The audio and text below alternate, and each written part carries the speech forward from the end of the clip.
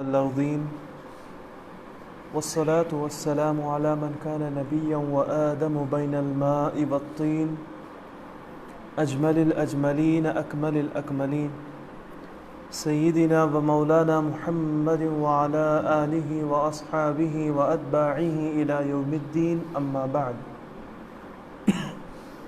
فقد قال الله عز وجل في القرآن المجيد والفرقان الحميد أعوذ بالله من الشيطان الرجيم بسم الله الرحمن الرحيم ولسوف يعطيك ربك فترضى صدق الله مولانا العظيم وبلغنا رسوله النبي الكريم ونحن على ذلك لمن الشاهدين والشاكرين والحمد لله رب العالمين. حمد و صلات کے بعد معزز حاضرین و سامعین، السلام علیکم ورحمۃ اللہ وبرکاتہ.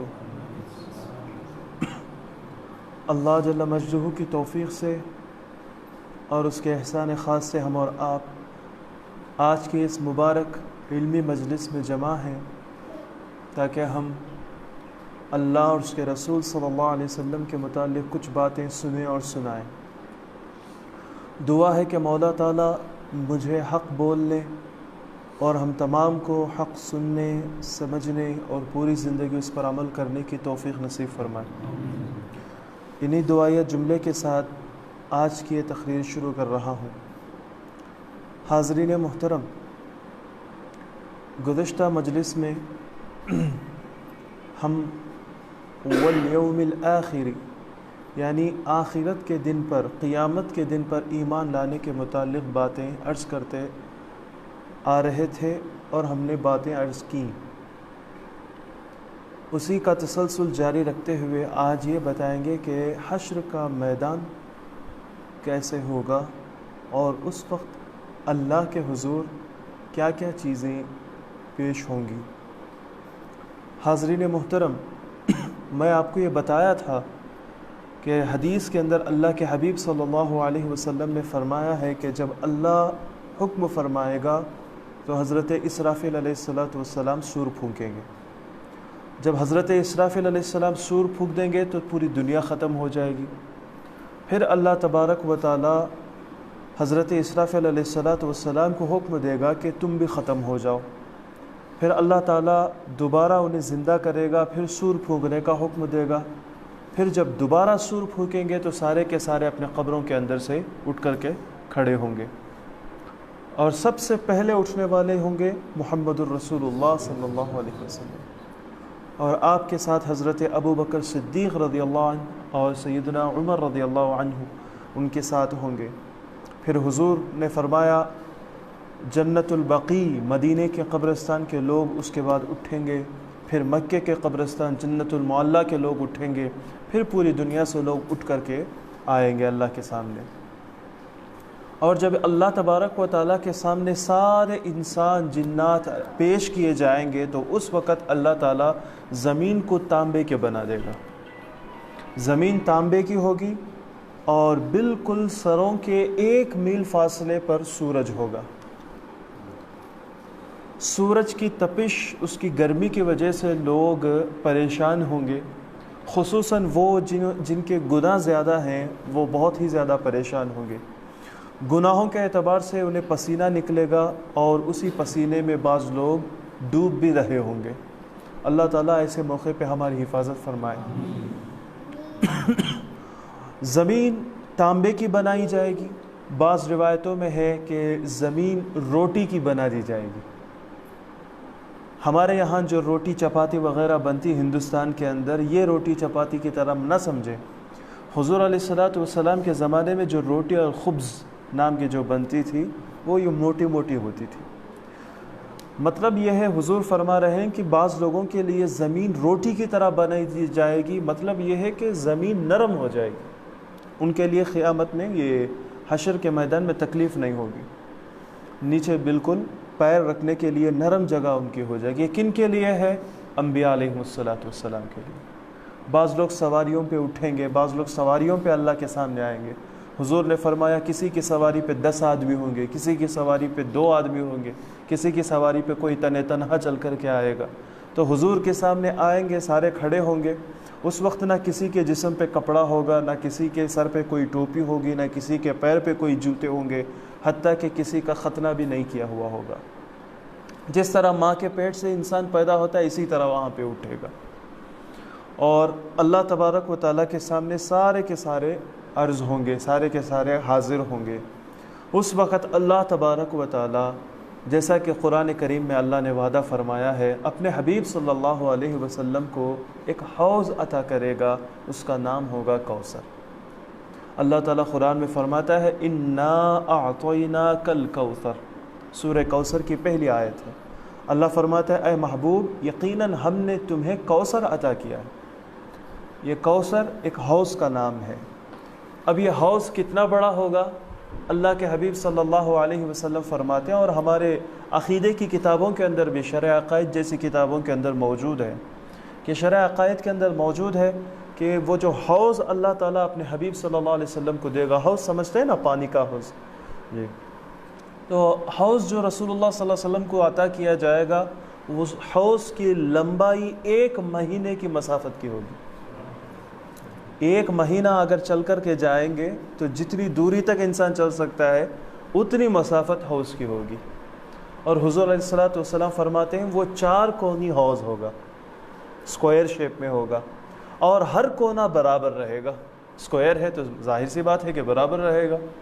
اور جس طرح یہ آپ دیکھ رہے ہیں، یہ تو ہر کونا برابر نہیں ہے، مطلب مثال کے لیے بتا رہا ہوں، جس طرح گنبد کی شکل میں یہاں پہ چیزیں لگی ہوئی ہیں، اسی طرح حضور فرماتے ہیں اس حوض کے اوپر بھی ہر کونے پہ موتیوں کا گنبد سجا ہوا، موتیوں کا. اور پانی کے بارے میں حضور فرماتے ہیں شہد سے زیادہ میٹھا ہوگا، شہد سے بھی زیادہ میٹھا. اور اس حوض کے اوپر ستاروں کی طرح چمکتے ہوئے پیالے پڑے ہوں گے جس میں سے لوگ اٹھا کر کے پیالے پئیں گے. عظمت تو اس وقت ہے جب حضور صلی اللہ علیہ وسلم خود اپنے ہاتھوں سے اٹھا کر کے اپنے غلاموں کو پلا رہے ہوں گے.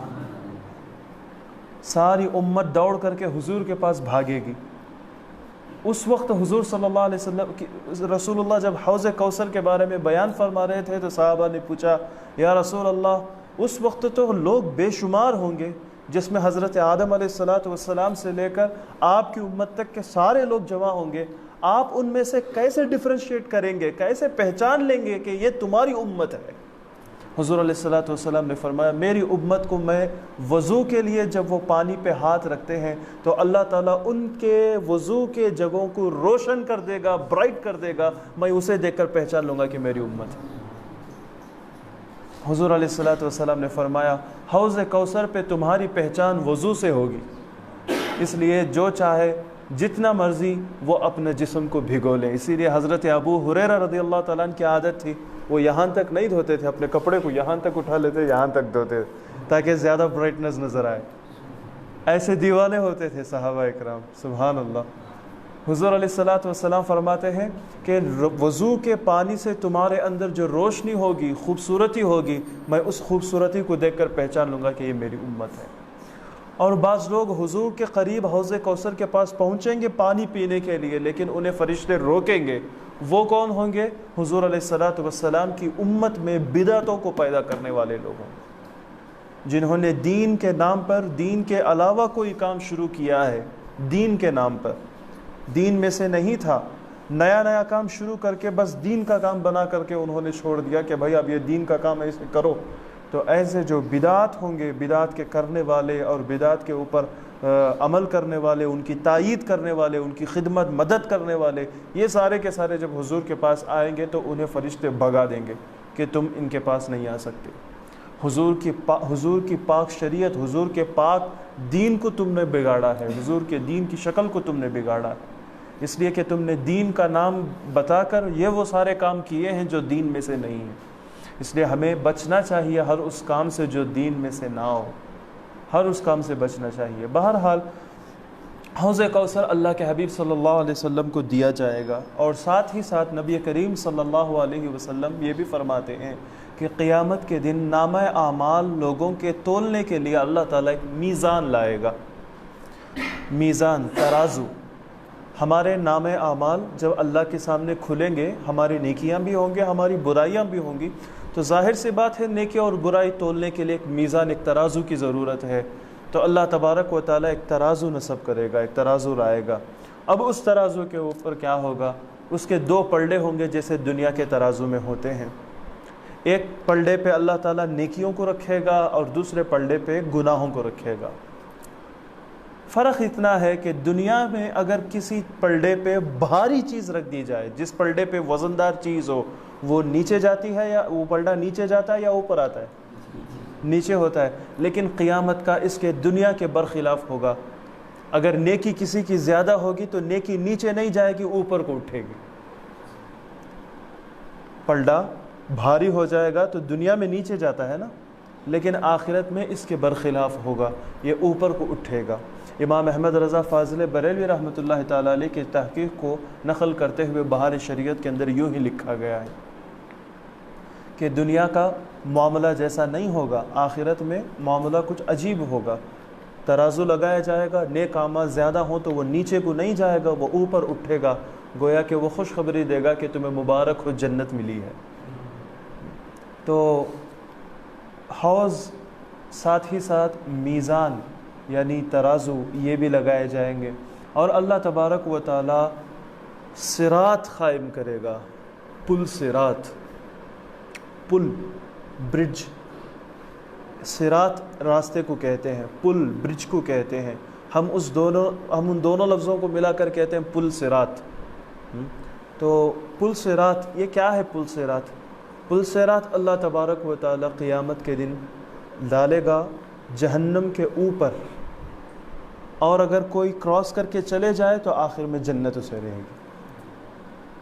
تو اللہ کے حبیب صلی اللہ علیہ وسلم سب سے پہلے گزریں گے، اور گزر کر جنت نہیں جائیں گے، اور وہیں کھڑے ہو جائیں گے۔ حضور کی امت جب آئے گی تو حضور علیہ الصلوۃ والسلام اپنی امت کے لیے وہاں کھڑے ہو کر دعا کر رہے ہوں گے، اور جہنم نیچے، دوزخ نیچے، اس کے اوپر پل صراط، اور آخر میں جنت۔ پار کر دیا تو جنت ملے گی، پار نہیں کر سکا تو وہ ٹوٹ کر کے نیچے گر جائے گا، پیر کٹ کر کے نیچے گرے گا۔ اور وہ جو راستہ ہے، بال سے باریک، تلوار سے تیز، بال سے بھی باریک اور تلوار سے بھی سخت، تلوار سے بھی بہت تیز۔ اب اس پہ چلنا یہ اللہ کے فضل کے اوپر منحصر ہے۔ جس کے جتنے نیک کام ہوں گے وہ اتنا ہی تیزی سے جائے گا، جس کے جتنی نیکیاں ہوں گی وہ نیکیاں اسے وہاں پہ کام آئیں گی، ایمان کا نور اسے وہاں پر کام آئے گا۔ تو جو قربانیاں دینے والے ہوتے ہیں ان کے بارے میں حضور نے فرمایا کہ وہ قربانیوں کے جانور انہیں اپنے اوپر بٹھا کر کے جنت میں لے جائیں گے۔ اسی لیے پیسے آ جائیں تو قربانی دیا کریں اگر آپ اس کے مستحق ہیں۔ تو اللہ تبارک و تعالی یہ ساری چیزیں قیامت میں کرنے والا ہے، یہ ساری چیزیں ہونے والے ہیں۔ اللہ تبارک و تعالیٰ کے رسول صلی اللہ علیہ وسلم نے ان چیزوں کے بارے میں اپنے حدیثوں کے اندر بیان فرمائی ہے۔ اب صراط کے بارے میں، حساب کے بارے میں جو بھی انکار کرے گا، حساب کے بارے میں کہ نہیں بھائی مرنے کے بعد کوئی حساب کتاب نہیں ہے، جنت جہنم نہیں ہے، مرنے کے بعد کوئی زندگی نہیں ہے، تو علماء کہتے ہیں کہ وہ کافر ہو جائے گا، کیونکہ قرآن کریم کا صریح حکم ہے کہ مرنے کے بعد دوبارہ اللہ تعالیٰ اٹھائے گا اور ان کا حساب لیا جائے گا۔ قیامت ہے، جنت بھی ہے، دوزخ بھی ہے، ان تمام چیزوں کے اوپر ہمارا ایمان بھی ہونا چاہیے۔ اب یہ سارے منظر آنکھوں کے سامنے ہوں گے، ایک طرف جنت بھی ہے، ایک طرف جہنم بھی ہے، اور حوض کوثر بھی ہے، میزان ترازو لگا دیا گیا ہے کہ اب کس کے اعمال وزنی ہوں گے، کس کے اعمال، اب سب کو تو پتہ چل جائے گا کس کے نیک عمل زیادہ ہیں، کس کے برائیاں زیادہ ہیں، سب کو تو پتہ چل جائے گا۔ اس وقت اللہ تبارک و تعالیٰ بعض لوگوں کا حساب لے گا، اکثر سب کے حساب لیں گے، بعض لوگوں کا مطلب میں یہ بتا رہا ہوں کہ اس وقت اللہ تعالیٰ کے رسول فرماتے ہیں کچھ لوگ ایسے ہوں گے جنہیں اللہ نہ حساب لے گا نہ کتاب لے گا، جن سے نہ حساب ہوگا نہ کوئی کتاب نہیں۔ 70,000 آدمی حضور فرماتے ہیں میری امت کے 70,000 آدمی ایسے ہوں گے اللہ تعالیٰ انہیں حساب نہیں لے گا، کوئی کتاب نہیں ہوگا، بغیر حساب و کتاب کے وہ جنت پہ چلے جائیں۔ 70,000 آدمی بغیر حساب و کتاب کے جنت میں جائیں گے. اور حضور آگے فرماتے ہیں 70,000 آدمی، اس میں سے ہر 1,000 کے ساتھ 70,000 آدمی ہوں گے، ہر 1,000 کے ساتھ. اب ان کی شان کیا ہے؟ اللہ تعالیٰ بغیر حساب و کتاب کے انہوں جنت پہ کیوں داخل کر دیا؟ ویسے ان کے پاس کیا عمل ہے؟ اللہ کا اتنا بڑا فضل ان پہ کیسے ہوا؟ اللہ کے حبیب صلی اللہ علیہ وسلم فرماتے ہیں یہ وہ لوگ ہیں جو دنیا میں وہم پرستی نہیں کرتے تھے. میں یہ کریا سوچ ایسا ہو گیا رنگا سکی، یہ کریا ایسا ہوا اس کی، الٹا پاؤں رکھ دلیا اس کے واسطے ایسا ہوا سکی، انہیں کو چلے گا اس کے واسطے ایسا ہوا سکی، بلی سامنے سے بھاگ گئی اس کے واسطے میرا کام نہیں بنیا کی. وہم، توہم پرست، ایسے رسول اللہ فرماتے ہیں یہ وہم پرست لوگ نہیں ہوں گے اور کسی کے پاس جا کر فال دیکھنے والے نہیں ہوں گے. جوسیروں کے پاس جاتے ہیں، نجومیوں کے پاس جاتے ہیں، جا کر بیٹھ کر ان کی باتیں سنتے ہیں. رسول اللہ صلی اللہ علیہ وسلم نے سخت منع فرمایا ان چیزوں سے. ہمارے نبی صلی اللہ علیہ وسلم فرماتے ہیں ہم جس نبی کا کلمہ پڑھتے ہیں ہم ان کی بات مانیں گے نا. ہمارے نبی صلی اللہ علیہ وسلم فرماتے ہیں جو کسی کاہن کے پاس جائے، ایسٹرولوجی کا علم رکھنے والا، جوسیر وغیرہ یوں سمجھ لیا نا ہمارے زبان پہ اگر میں بولوں تو، اگر کوئی کسی ایسے بندے کے پاس جائے اور ان کے پاس بیٹھے اپنی چیزیں بیان کرے اور وہ جو باتیں بولتا ہے، چاہے تمہارا چہرہ دیکھ کر بولے، تمہارا ہاتھ دیکھ کر بولے، یا طوطے کو رکھ کر بولے، یا ایسے ہی کمپیوٹر کے ذریعے سے بولے، کسی بھی طریقے سے بولے، اب اس کی بات کو یہ بندہ سن کر مان بھی لے کہ ہاں یہ جو بول رہا ہے سچ بول رہا ہے، اللہ کے رسول فرماتے ہیں اس نے اللہ کے ساتھ دوسرے کو شریک کر دیا، گویا کہ مشرک ہو گئے. مشرک کے لیے جنت حرام ہے، ہرگز جنت نہیں ملے گی. تمہارا کام نہیں بن رہا ہے، تمہاری شادیاں نہیں ہو رہی ہیں، جوان ہے اس لیے میں یہ لفظ استعمال کر رہا ہوں، شادیاں نہیں ہو رہی ہیں، تمہارا کام نہیں بن رہا ہے، تمہارے بزنس نیچے جا رہا ہے، اور اسی طرح تجارت میں کوئی ترقی نہیں ہے، کچھ بھی ہونے دو، سب کچھ اللہ کے ہاتھ پہ ہے، سب کچھ اللہ کے ہاتھ پہ ہے. یہ بھروسہ ہمارے دل میں ہونا چاہیے. کبھی کوئی بندہ اللہ کے حکم کے بغیر، اللہ کی اجازت کے بغیر ذرہ برابر فائدہ تمہیں نہیں دے سکتا، ذرہ برابر فائدہ تمہیں ہرگز نہیں دے سکتا. اللہ کے رسول صلی اللہ علیہ وسلم 9 سال کے حضرت عبداللہ ابن عباس رضی اللہ عنہما کو نصیحت کر رہے ہیں. 9 سال کتنی عمر ہے؟ 9 سال. اتنے سے بچے ہیں. حضرت عبداللہ ابن عباس رضی اللہ تعالیٰ، حضرت عبداللہ ابن عباس 9 سال کے ہیں. رسول اللہ صلی اللہ علیہ وسلم دونوں جہاں کے رسول، رسولوں کے رسول، نبیوں کے نبی، امام الانبیاء نصیحت کیا کر رہے ہیں؟ حضور فرماتے ہیں یا غلام انی اعلمک بکلمات، اے لڑکے میں تجھے چند باتیں سکھا رہا ہوں، یہ اچھی طرح سن لو، اچھی طرح سمجھ لو، دل میں اسے بٹھا لو. کیا باتیں ہیں؟ حضور صلی اللہ علیہ وسلم 9 سال کے بچے کے دل میں ایمان کیسے تازہ کر رہے ہیں. حضور فرما رہے ہیں کہ اے میرے بچے اتق اللہ، اللہ سے ڈرو، اتق اللہ، اللہ سے ڈرو. اگر تم احفظ اللہ، معاف کیجیے، احفظ اللہ یحفظک، اللہ کے حکم کی تم حفاظت کرو، اللہ تمہاری حفاظت کرے گا. اللہ کے حکموں کی تم حفاظت کرو، اللہ تمہاری حفاظت کرے گا. احفظ اللہ تجدہ تجاہک، اور اللہ کے حکموں کی حفاظت کرو. اللہ نے جو چیزیں کرنے کو بولا ہے کرو، جن چیزوں سے رکنے کو بولا ہے رک جاؤ. اگر کر لیں گے تو کیا ہوگا؟ تجدہ تجاہک، تم تمہارے سامنے اللہ کو دیکھو گے. یعنی جب بھی تمہیں مدد کی ضرورت پڑے گی اللہ تمہاری مدد کرے گا، جب بھی تمہیں مدد کی ضرورت پڑے گی اللہ تمہاری مدد کرے گا. اور پھر آگے حضور صلی اللہ علیہ وسلم فرماتے ہیں، یہ توحید دیکھیں اللہ کے رسول کیسے سمجھا رہے ہیں، اللہ ہی سے ہونے کا یقین. فرما رہے ہیں اے میرے بچے، اے غلام، اے لڑکے، اگر پوری کائنات کے لوگ مل کر تجھے فائدہ دینا چاہے، اللہ اگر فائدہ نہ دینا چاہے تو پوری کائنات کے لوگ مل کر بھی فائدہ نہیں دے سکتے. اور اگر پوری کائنات کے لوگ مل کر تجھے نقصان دینا چاہے لیکن اللہ چاہتا ہے کہ تجھے فائدہ ملے تو پوری کائنات والے مل کر بھی نقصان نہیں دے سکتے.